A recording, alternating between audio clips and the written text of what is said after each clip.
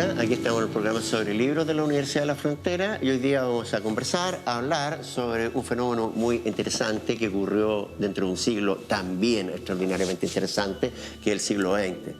El siglo del automóvil, el siglo del cine, el siglo de los campos de exterminio, el siglo de las dictaduras, el siglo de los viajes a la luna, de los viajes al espacio, el siglo de los avances científicos impresionantes, el siglo de la computación, de la informática, el siglo del internet, el siglo del rock, el siglo de Vietnam, el siglo de las crueles dictaduras y también el siglo de la posmodernidad. Es un cambio de época. Es un cambio tan interesante, importante como el que hay entre la Edad Media y el Renacimiento, o entre el Renacimiento y la época moderna. Es difícil precisar el momento en que nació una época. Nadie se levantó en la mañana en el siglo XVI, abrió la ventana y dijo, oh, se inició el Renacimiento. ¿No? Eso no ocurre.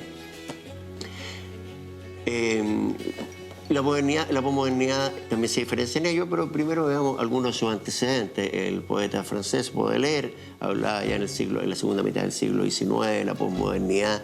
Luego, esto es interesante, ¿eh? La crítica literaria empezó a hablar de posmodernidad. Federico de Onís, un crítico, en 1934 habló de posmodernidad en la diferencia de la poesía de Rubén Darío con la poesía del poeta nicaragüense, el enorme poeta nicaragüense. La diferencia de la poesía de Darío con la poesía moderna, porque la poesía de Darío hay un regreso a las fuentes clásicas.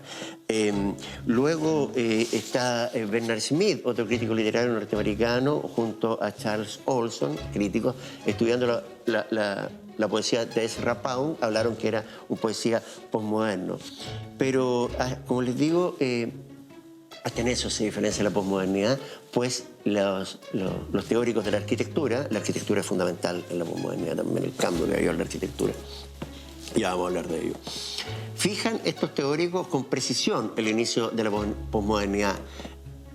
El 12 de marzo de 1972, a las 3:30 de la tarde, se demuelen los edificios, el complejo de edificios de Pruitt-Igoe, creo que así se pronuncia, en San Luis, Estados Unidos. Un complejo de edificios radicalmente moderno. Estos edificios muy cuadraditos, como los de Le Corbusier, así con algunos colores, bien organizados. Entonces se supone que la gente iba a ser feliz en ese complejo habitacional. Pero ¿qué pasó? Se llenó de las llamadas excrescencias de la posmodernidad, de la modernidad. La modernidad es una época que secreta, produce delincuencia, una cuestión terrible. El fracaso de las personas los lleva a la drogadicción, la delincuencia, y todo eso anidó en ese complejo y por ende tuvieron que derrumbarlo. Y el derrumbe fue a las 3:30 de la tarde del 12 de marzo de 1972. El contraste entre las épocas es lo que permite definir o más o menos comprender de qué se trata esto. El contraste entre dos épocas, como les decía, es lo que permite definir a la posmodernidad. Los capitalistas en la época moderna confiaban en que iban a alcanzar el desarrollo, el progreso infinito. ¿Eh? Hay un autor moderno de 1965 que dice que se imagina un planeta habitado por 20.000 millones de habitantes volando los aviones para todas partes. Eso es imposible, ya sabemos que la catástrofe ecológica que produjo el desarrollo moderno es espantosa. Por otro lado, el marxismo y los socialismos reales pensaban en que la sociedad comunista iba a ser la sociedad utópica, y la sociedad comunista ¿en qué terminó? Terminó en dictaduras espantosas, como todas las dictaduras. Terminó en el Gulag, archipiélago Gulag, el libro de Alexander Solzhenitsyn, en que muestra los horrores de los campos de prisioneros políticos de la Unión Soviética. Si pueden leer a Solzhenitsyn, léanlo. Entonces, estas tragedias, ¿cómo se llama? Estas complejidades de la modernidad generaron la posmodernidad, ¿qué es lo primero que cae? Y eso lo dice Jean-François Lyotard, filósofo francés fundamental, porque él definitivamente le puso el nombre a la época con La condición posmoderna, un libro de 1987. ¿Y cómo define Lyotard a la posmodernidad? Como la caída de los grandes relatos.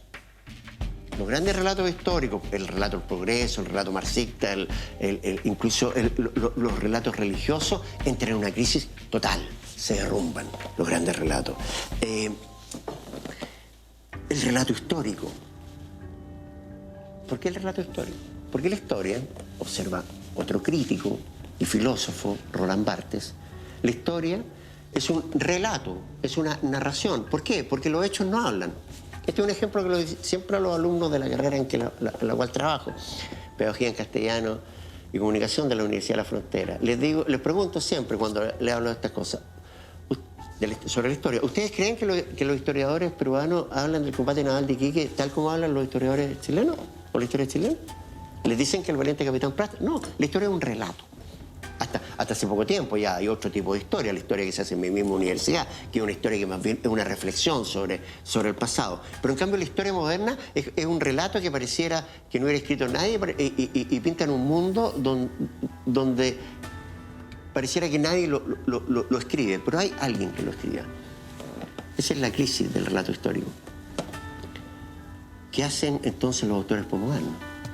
Los narradores, los novelistas. Escriben novelas históricas. Dicen, bueno, si el señor Barros Arana pudo escribir una historia de Chile sin investigar mucho, Nicanor Parra se reía, decía que Barros Arana no salió de su escritorio y hablaba de la historia.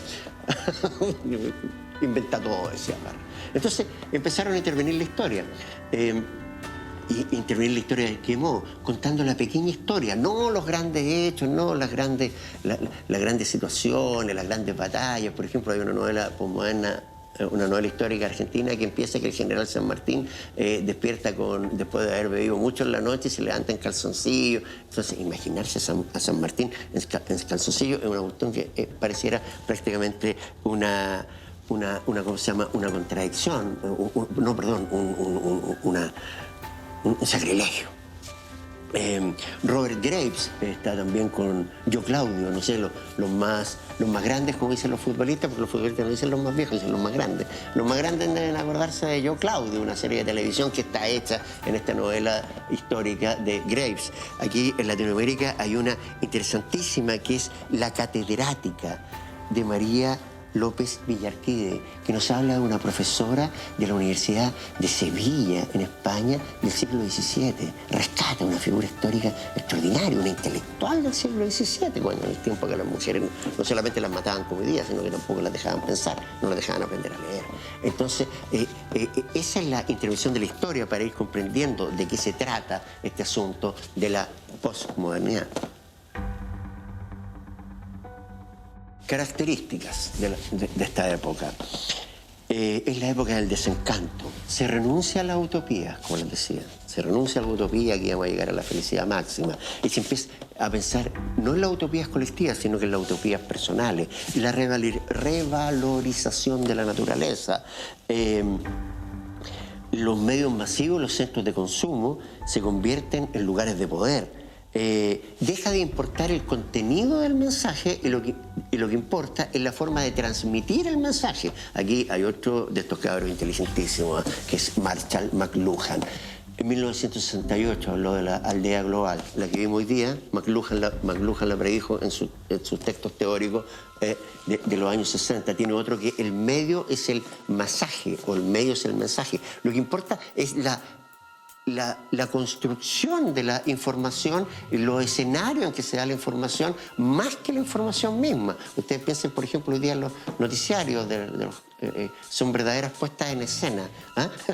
Y para decir que un niño se cayó en la bicicleta en la comuna de La Granja. Pero el mensaje no es relevante. Existe un exceso de información en la posmodernidad. La posmodernidad como una nueva media. Eso es súper interesante. O por lo menos yo lo encuentro súper interesante.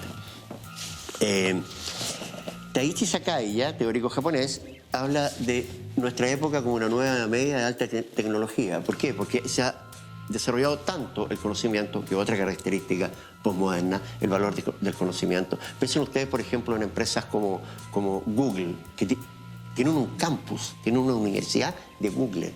un desarrollo impresionante. Ni siquiera los estados pueden competir con estos desarrolladores. La ciencia, la nanotecnología, etc. La física teórica. Claudio Münster, el extraordinario físico teórico chileno, me contaba una vez que hay algunas teorías, algunos desarrollos de la física teórica que entienden 25, 28 personas en el mundo. O sea, me podrían estar explicando una semana y no entendería nada, que haría peor. Entonces, esa es la nueva media. ¿Se acuerdan los monasterios medievales? Que estaban los monjes, y mientras estaba el mundo desarmado, el mundo occidental, Europa desarmada, los monjes copiaban a Aristóteles y el pensamiento se concentraba en estas abadías. Esa es la nueva media. ¿Y dónde se marca? Para que vean que nosotros no hablamos en el aire. Guerra de Tronos. ¿Qué es Guerra de Tronos? Nueva media. Las Crónicas de Narnia. Medievales totales. Usan armaduras. Bueno, ¿y para qué vamos a hablar de las obras de Tolkien, del Señor de los Anillos? Esa es la Edad Media, completa. Respecto a la nueva Edad Media también hay un texto fundamental, que hay una película muy bella, que es El nombre de la rosa de Umberto Eco. Otro de los enormes teóricos de la posmodernidad es Umberto Eco, italiano. El nombre de la rosa es una obra maravillosa que precisamente transcurre en un monasterio donde unos monjes copiaban la obra de Aristóteles y destruyen la obra de Aristóteles que hablaba de la risa. Y por eso es posmoderno, porque la modernidad era la edad de la seriedad. La posmodernidad, bueno, pensemos que ya no hemos sacado hasta la corbata, solamente las grandes autoridades andan con corbata por una cuestión de protocolo nomás, pero no, la posmodernidad es la época del relajamiento, también aparece el humor. Un ejemplo para que se entiendan estas cosas, el Clinic.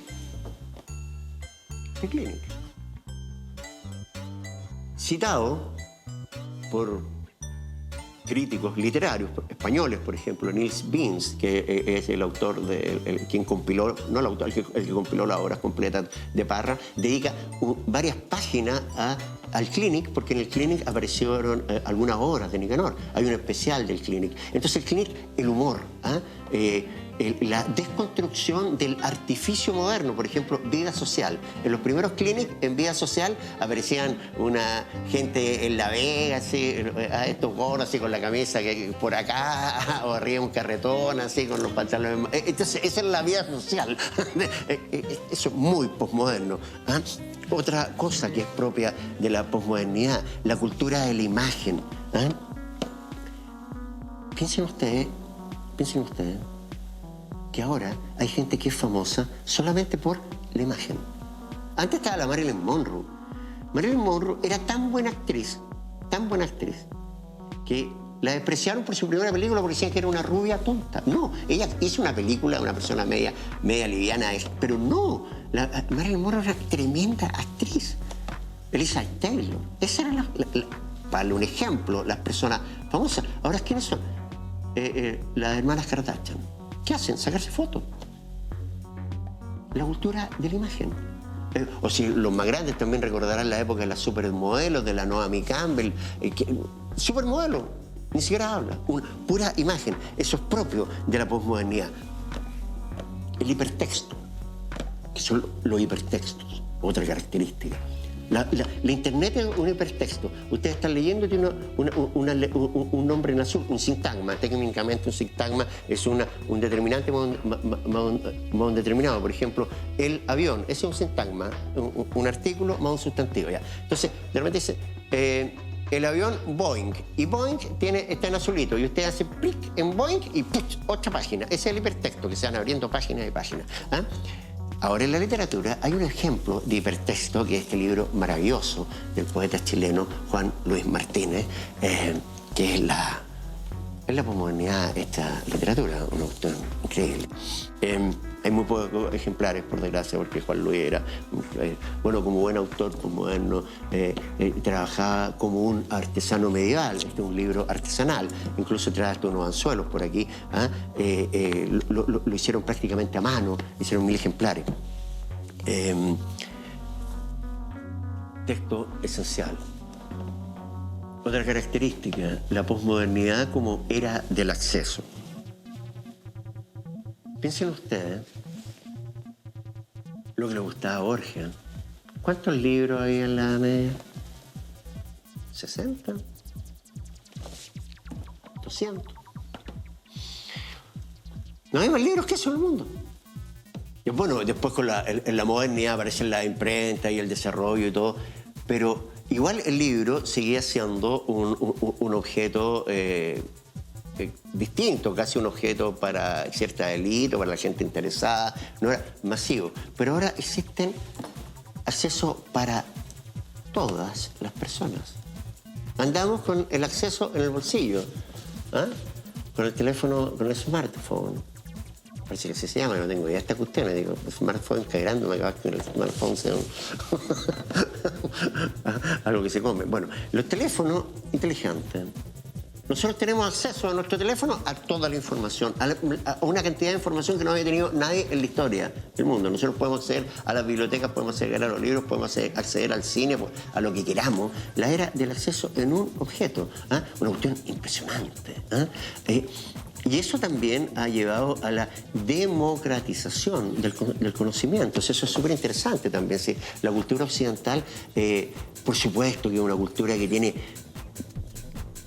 muchísimas fallas, pero también tiene valores y no hay que destruirla entera, hay que rescatar las cuestiones interesantes. Y las cuestiones interesantes que tiene Occidente, por ejemplo, es el valor de la democracia y de la democratización.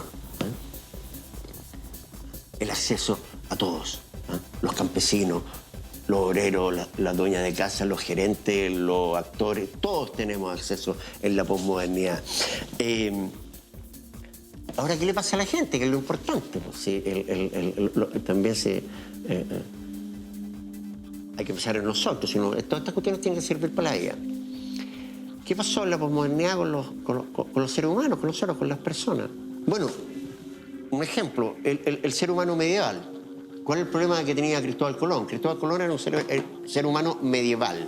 Submarineros eran seres humanos medievales. Es decir, ¿qué significa eso?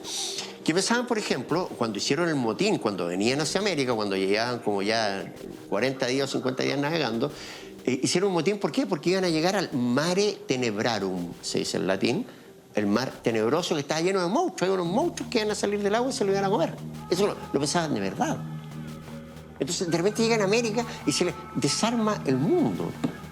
Después aparece Copérnico, Galileo, con la cosmología, porque para los seres humanos medievales, no sé si los humanos siempre han sido un poquito sobrados, éramos el centro del universo, ni siquiera el centro de la galaxia, ni siquiera el centro del sistema solar, no, del universo, ahí están los humanos. Y descubrieron que estábamos en una punta de una galaxia y eso provocó una conmoción, como les digo, en toda la época. ¿Ah? De ahí viene, por ejemplo, el barroco. ¿Por qué el barroco? ¿Se ha fijado ese estilo barroco que las casas son todas con cositas así redonditas? Para tratar de llenar el agujero mental que se le abrió a los seres humanos. Eso lo dice un teórico latinoamericano, Severo Sarduy, extraordinario. Para tratar de llenar ese vacío que se abrió. Bueno, la posmodernidad también abrió un vacío. Abrió un vacío porque se acabaron los metarrelatos. Entre ellos, por ejemplo, la crisis de la iglesia para la gente. Yo soy ateo profesional, pero la gente que es religiosa, por ejemplo, ver que la iglesia ha devenido en estas cuestiones terribles que hemos conocido. ¿Qué hacen esas personas? ¿Qué aparece entonces con las personas? Disfrutar del presente. Por eso hay una película de los años 90 que, en los inicios de la posmodernidad, en que la muerte de los poetas mueren. La sociedad de los poetas muertos.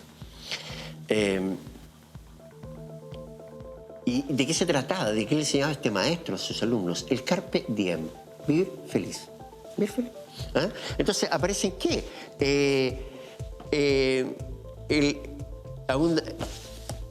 abundan los libros de autoayuda. Ustedes van a una librería y está lleno de libros de autoayuda. Libros para remedios contra la crisis de la vida adulta, libros para mejorar la salud, terapias sexuales, todo tipo de autoayuda. Y una cuestión impresionante. Aparecen los gimnasios, los saunas, las termas, las vacaciones. Se ha internalizado el concepto de vacaciones, el concepto de darse tiempo para uno. Alguien, antes, un ejemplo, un ser humano moderno decía: yo me levanto todos los días a las 5:30 de la mañana y ¡pum!, de pie y a trabajar y hasta las 11 de la noche. Ahora, hace poco hay una propaganda y unos jóvenes dicen: nos levantamos a las 2:30. Increíble, ¿cierto? Es súper interesante. En la posmodernidad hay una cuestión que es peligrosa. El Homo sapiens, el hombre del conocimiento, el hombre del saber, ha sido reemplazado por, como dice Milan Kundera, otro autor importantísimo, la insoportable levedad del ser. Decía, hay una página preciosa de Kundera, dice que los cazadores de osos de los montes en Europa Central se cubrían con pieles de osos para parecerse más a ellos. Tremendo escritor Kundera. Bueno, Kundera dice esto, que la posmodernidad es la época del homo sentimental, de ahí los emos.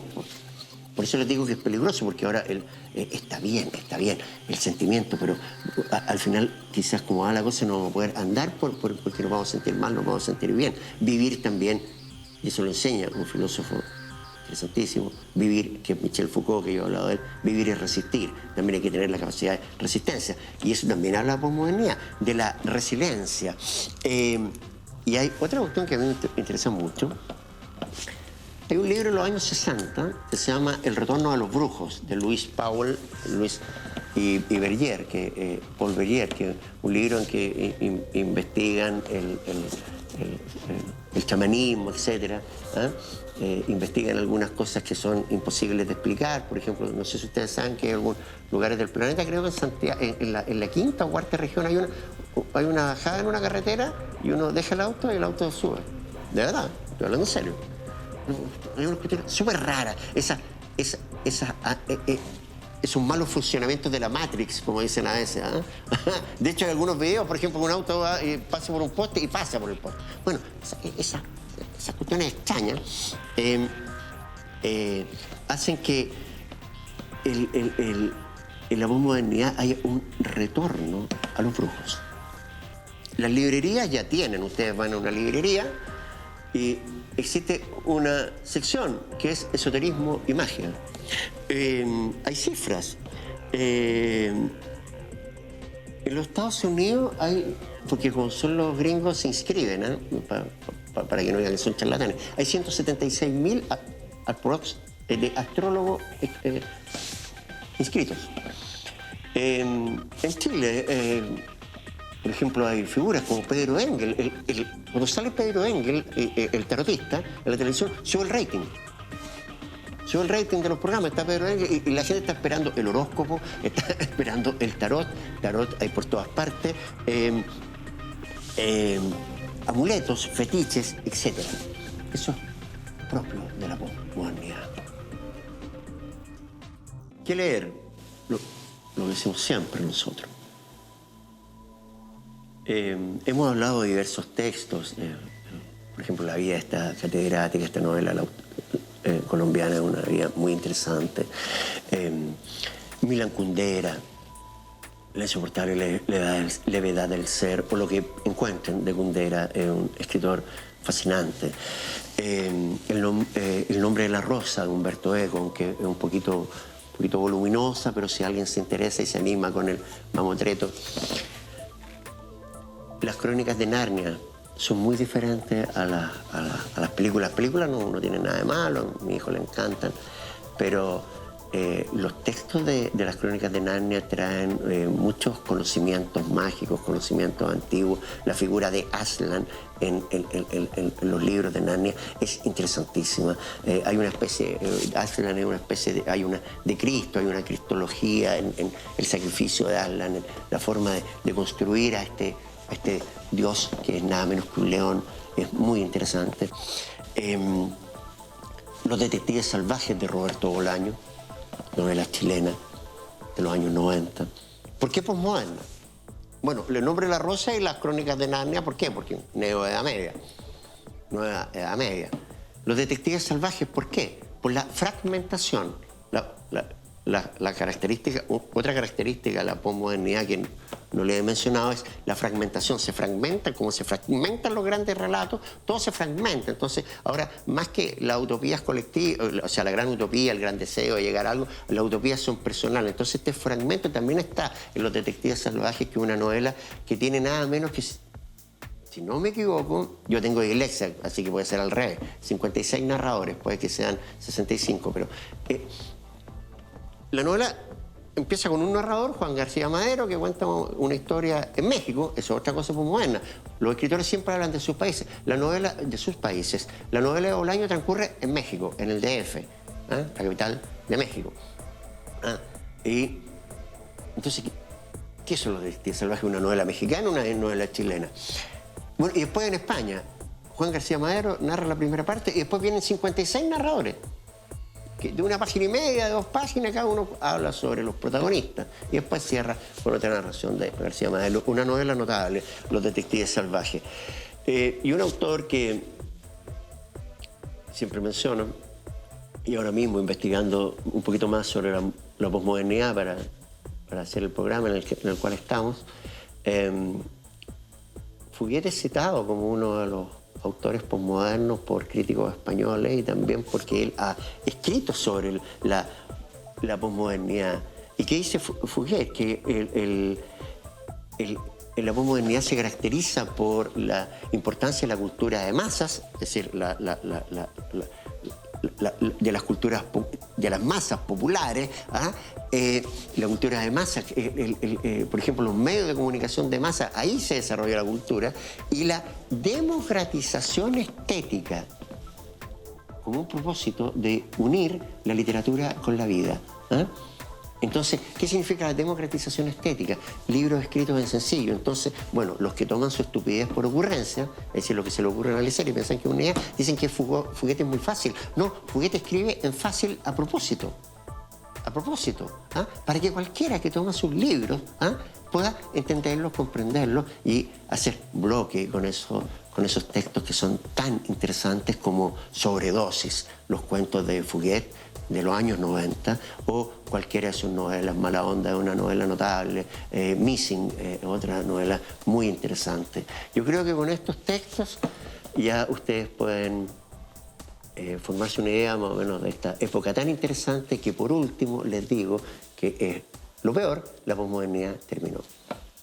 Se acabó. Ya no estamos en la posmodernidad. El Renacimiento duró 200 años, la posmodernidad duró 30. ¿Por qué? Por la velocidad, la era del acceso. Todo es tan rápido hoy día que una época que pudo haber durado 150 años, ahora ya parece que se está acabando y ya parece que estamos en otra.